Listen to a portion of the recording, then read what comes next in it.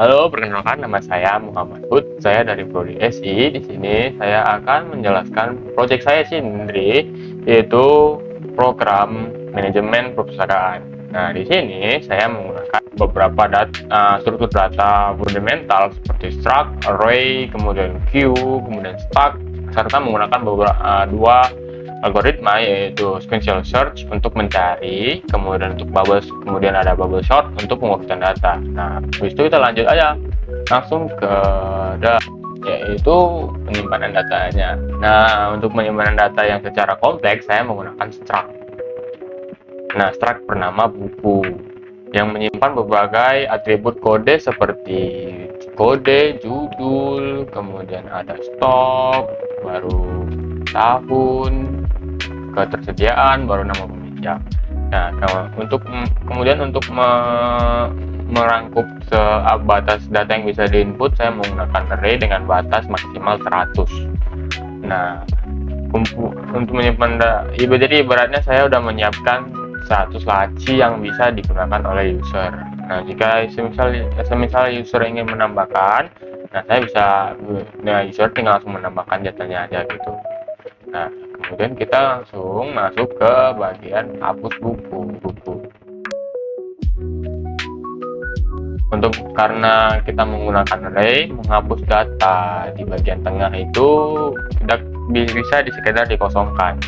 Nah, namun saya menggunakan logika pergeseran. Nah, jika semisal data 2 kita hapus atau data 3 kita hapus, maka data 4, data 5 tuh bakal langsung geser satu langkah ke kiri. Nah, untuk menutupi celah tersebut, jadi kemudian total jumlah bukunya saya kurangi menjadi satu. Jadi bukunya itu jadi semisal datanya bakal berkurang jadi satu. Jadi otomatis langsung berkurang satu. Kemudian kita langsung ke fitur peminjam buku. Untuk fitur pinjam buku ini saya menggunakan sistem queue atau antrian. Sistem queue ini memiliki prinsip FIFO, yaitu first in first out. Setiap kali ada nama peminjam yang meminjam buku, nama tersebut bakal langsung di-push ke antrian belakang. Jika dia udah mengembalikan buku, maka di sini saya menggunakan atribut pub untuk mengeluarkannya dari antrian depan. Jadi kemudian kita bakal lanjut ke fitur pengembalian buku. Nah, sebaliknya untuk melacak histori pembalikan, saya menggunakan stack yang berprinsip LIFO atau bisa dibilang first in first out. Mirip seperti menumpuk buku secara fisik, setiap buku ini bakal langsung dikembalikan ke tempatnya dengan sistem push yang bakal langsung ditumpuk di paling atas. Jadi jika seseorang mengembalikannya, bakal dia langsung naik ke atas gitu, jadi terbaru gitu, kayak sistem history. Kemudian kita lanjut statistik. Nah bakal muncul tumpukan ini sudah menggunakan perintah top, yang mana mengetahui atribut pengembalian terbaru. Jadi semisal ada yang mengembalikan, mereka bakal langsung paling atas gitu. Jadi semisal yang paling baru mengembalikan bakal langsung ke atas. Nah, kita kembali lagi ke fitur pencarian. Di fitur ini saya menggunakan sequential search. Nah, kenapa sequential search? Karena algoritma ini sangat cocok karena program akan mencocokkan data sesuai dengan keyword yang kita minta, ya. Seperti kode data atau judul data. Nah, untuk mencarinya itu juga secara berurutan, mulai dari indeks 0 sampai indeks terakhir. Karena tadi saya membatasi hingga 100, maka 0 sampai 99. Jika datanya cocok, maka bakal ditampilkan. Jika tidak, ya maka mereka akan menampilkan buku tidak ditemukan. Kemudian terakhir ada fitur urutan. Di fitur ini saya menggunakan bubble sort. Kenapa bubble sort? Karena logikanya adalah membandingkan dua elemen yang bersebelahan. Jika urutannya salah, maka dia akan menukarnya. Kemudian proses ini harus menggunakan variabel yang sementara atau yang biasa disebut dengan term. agar data tidak hilang saat ditumpuk. Nah, untuk hasil runningnya bakal seperti ini. Ini bakal ada beberapa fitur. Nah, itu tambah buku, tampil buku, cari buku, kemudian ada ubah data buku, hapus pinjam, baru kembalikan buku, urutkan, urut statistik. Kemudian terakhir pilihan untuk keluar jika ingin close. Nah, jika ingin menampilkan datanya yang udah kita input, maka kita tekan nomor 2. Kemudian, nah, di sini akan menampilkan 2 data yang sudah kita. Nah, kenapa ada 2 data? Nah, ini data awal yang bisa dibuat untuk sebagai contoh. Kita tinggal ketikkan nomor 1 untuk tambahkan buku, kemudian masukkan kode bukunya, kita kasih contoh KL. Oh iya, untuk kode bukunya ini saya buat string, jadi bisa angka atau huruf. Jadi angka itu bakal dikonversikan ke string, yaitu huruf. Jadi angkanya bakal dikira sebagai huruf. Nah, kemudian judul saya buat jalan. Untuk menulisnya kita buat Toyota. Tahun terbitnya kita buat 2013. Nah, kita tambah 1 lagi.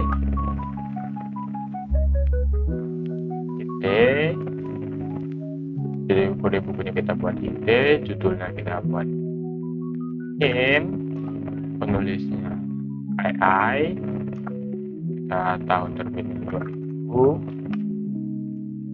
Nah, jika kita tampilkan maka hasilnya bakal seperti ini.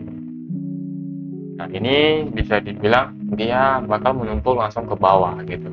Jadi yang terbaru bakal langsung ke bawah, dan yang paling atas itu adalah paling lama. Jadi sistem ascend, kita by ascend atau bagai date gitu ya, bakal paling atas itu paling lama, ke bawah paling baru. Nah, kita bisa menggunakan sistem urut, yaitu kita menggunakan fitur 8 untuk mengurutkan. Nah, di sini saya mengasih 2 pilihan, yaitu judul dan tahun. Nah, di sini saya akan menggunakan pilihan kedua, yaitu tahun. Maka hasilnya akan seperti ini, yaitu dengan game di tahun 2000, kemudian ada jalan, kemudian ada C++ dan AI. Nah, jika saya ingin meminjam bukunya, maka saya tekan nomor 6 untuk menggunakan fiturnya. Nama peminjam kita buat good, nama saya sendiri, kemudian ada kode buku yang bakal saya pinjam, yaitu YT. Nah, kemudian saya ingin pinjam lagi nomor 6.